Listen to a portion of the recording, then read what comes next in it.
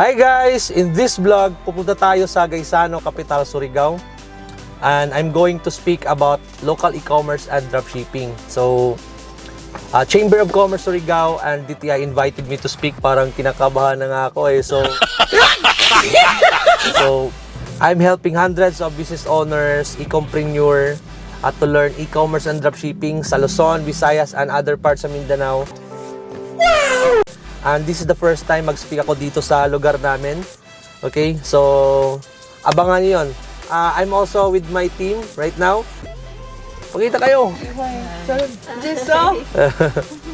Ikaw. Hi, you know. Let's go! Tara!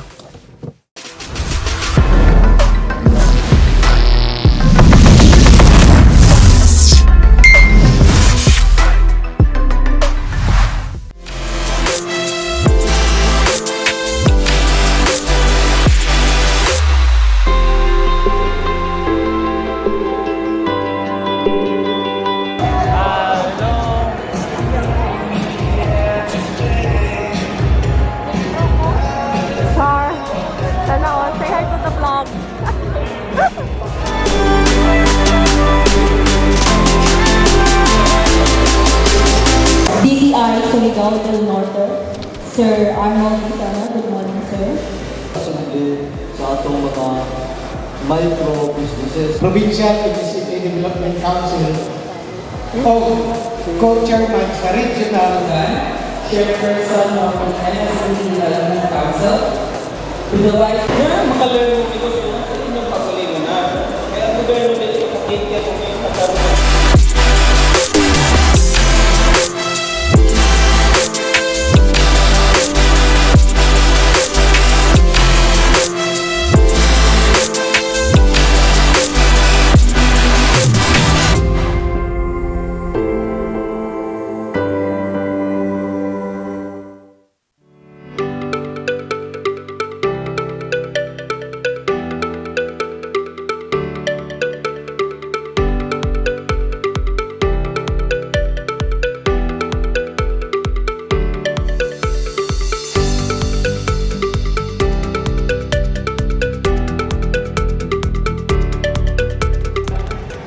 Okay, so what is dropshipping? Basahan natin diri ako.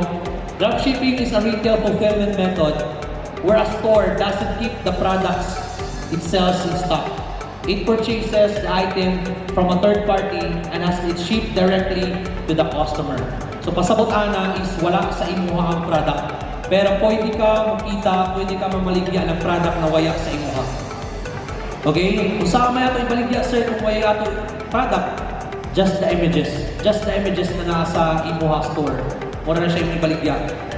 And then, every time someone will buy your images sa store, your third-party supplier or dropshipper companies or dropshipping companies, they will... Tapos, katong audit, nakita ko sa audit way back December 16.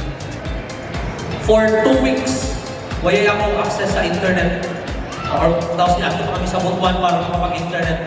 Pero the good thing with e-commerce is once na daw na kayo online business, once na nag-create na kang online store, anyone can buy your product 24/7 a day. Kaya accessible man siya. Sa kalibutan, asa sa lugar, is accessible. So bisag-asa pwede ka mabaligya. Anyone can see your product. So moto, 2 weeks, may ako access sa, almost 2 weeks may ako access sa internet. But then again, continue ra